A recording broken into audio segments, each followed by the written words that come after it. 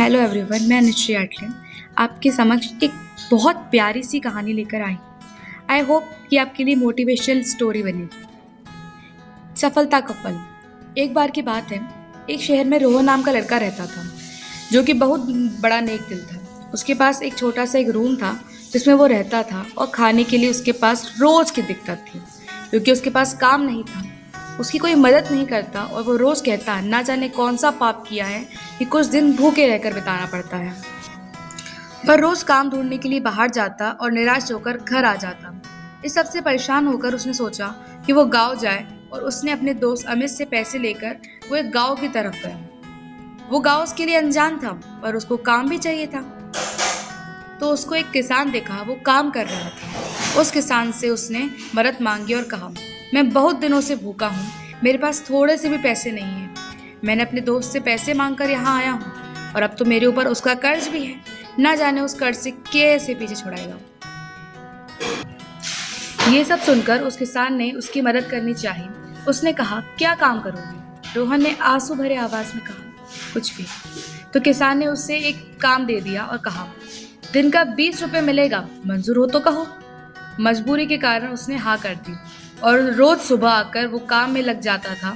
पर वो किसान बिल्कुल भी नेक दिल नहीं था। उसकी मजबूरी के कारण उसने हाँ कर दी, और रोज सुबह आकर वो काम में लग जाता था। पर वो किसान बिल्कुल भी नेक दिल नहीं था।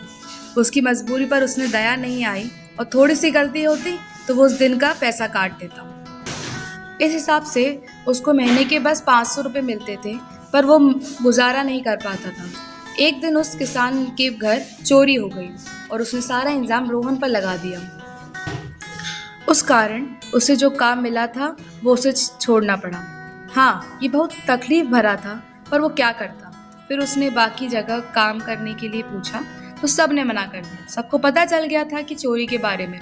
फिर उसने जंगल में जाने का निर्णय किया और दुखी होकर बैठ गया। कुछ देर बाद वहां एक सज्जन आया। उसने उससे बात करनी चाहिए और कहा, क्या हुआ बेटा, यहाँ उदास क्यों बैठे हो? रोहन ने मुड़कर देखा। एक आदमी लंबी दाढ़ी वाला बूढ़ा सा लाठी लेकर और कमर को हल्का सा झुकाया खड़ा था। उम्र करीब 80 या 90 की होगी। उसने हैरान होकर कहा, आप कौन? आदमी थोड़ा सा हंसा और कहा, अरे ये बात तो मैं तुमसे पूछ रहा हूँ। चलो फिलहाल बता ही देता हूँ, मेरा नाम रघुनाथ है। मैं इसी पास के गाँव का रहने वाला हूँ। तुम्हें देखा तो पूछा, पूछ लूँ क्या परेशानी है? गाइस, अब ये देखिए, आगे की कहानी बहुत रोमांचक है, क्योंकि आगे की कहानी आपके लिए इतनी मोटिवेशनल होगी। प्लीज। रोहन क्या करता, ना उसकी कोई अपना था न पराया, जिसने वो अपना दुख बांट सकता। तो उसने उस आदमी को सारी बात बताई। मैं बहुत दिनों से भूखा हूँ, मेरे पास थोड़े से भी पैसे नहीं है। मैंने अपने दोस्त से पैसे मांग कर आया हूँ, और अब तो मेरे ऊपर उसका भी कर्ज है। न जाने मैं उस कर्ज से कैसे पीछे छुड़ाऊंगा। और तो और मुझ पर अब चोरी का इंजाम भी लग गया है गांव वालों द्वारा। मैंने ना जाने कौन से पाप किए हैं कि ये दिन देखने को मिल रहा है। मेरी तो कोई अपेक्षा भी नहीं है, ना कोई लालच, फिर क्यों ये सब मेरे साथ हो रहा है? उस आदमी ने थोड़ा सा सोचा और कहा, ये बताओ, तुम्हें क्या लगता है, क्या ये तुम्हारी परेशानी सबसे ज्यादा है? तुम नहीं जानते, ना जाने कितने लोग, इतने सारे लोग तुमसे ज्यादा परेशान हैं। तुम अपनी किस्मत को दोष दे रहे हो, पर ये बात मेरी गांठ बांधी कि जिंदगी में दुख भी बहुत है और खुशियां भी, पर लोग हमेशा अपने दुख को कोसते हैं और आधी जिंदगी बस गम में व्यतीत कर देते हैं। रोहन ने कहा, मेरे पास तो बस दुख ही है और कुछ नहीं, और आप खुशियों की बात कर रहे हैं, वो तो मेरे पास आती भी नहीं। ये सब कहकर वो रोने लगा। आदमी ने कहा, तुमने कभी भिखारी को देखा है? वो मंदिर के बाहर बैठकर भीख मांगता है और अपनी जिंदगी गुजारता है। रोहन बोला, तो क्या आप मुझे भिखारी बनाना चाहते हो? ये सब सुनकर आदमी हंस पड़ा और बोला, अरे नहीं, मैं तो तुम्हें ये समझाने का प्रयास कर रहा हूँ कि अगर वो भिखारी चाहता तो सब अपनी मेहनत से काम करके पैसा कमा सकता है। रोहन ने कहा, पर इससे मेरा क्या लाभ? मेरे कहने का ये तात्पर्य है कि हमारे पास रास्ते बहुत हैं, पर अपन को वो दिखते नहीं हैं, और अगर दिखते हैं तो अपन करना नहीं चाहते। रोहन ने कहा, पर मेरे पास क्या रास्ता है?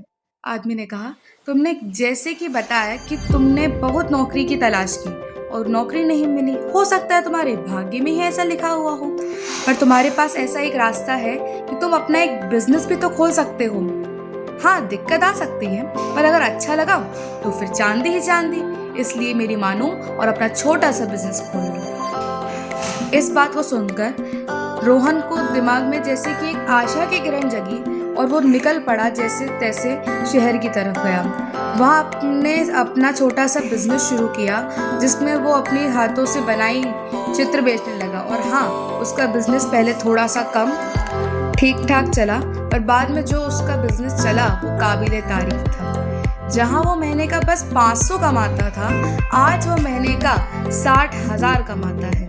और उसने ये सब अपनी काबिलियत पर खड़ा किया। एक दिन उसके यहाँ वो सज्जन आए जिसने उसे मार्गदर्शन दिया था। वहाँ पर बहुत भीड़ थी, पर जैसे जैसे करके वो अंदर गए, उन्हें भी नहीं पता था कि वहाँ क्या हो रहा है। जैसे ही वो अंदर गए तो उनको पता चला कि वह तो रोहन है। फिर रोहन ने जब उनको वहाँ देखा तो खुशी की मारे फूले ना समाया और उसने अपना कारोबार छोड़कर सीधा उस आदमी के पैरों पे गिर पड़ा और खुशी के आंसू से रो पड़ा। और उसने उसे उठाया और कहा, अब क्या रो रहे हो? तो रोहन ने हंसकर कहा कि जैसे आदमी के कारण मैं आज यहाँ तक पहुँच पाया, आप मेरे लिए देवता समान हैं। आप जैसा इंसान सबको मिले। मैंने तो सब कुछ खो दिया था, भूल गया था कि मेरे अंदर भी कोई काबिलियत है। मैं सच्ची बहुत खुश हूँ। उसके कारण मुझे एक नई जिंदगी मिली। आपको आपका बहुत बहुत धन्यवाद। शिक्षा, सब्र करिए, सब्र रखिए, सफलता आपको अपने आप मिलेगी। गाइस, ये सब उन लोगों के लिए है, ये स्टोरी उन लोगों के लिए है जिन लोगों ने सारी हिम्मत छोड़ दी है।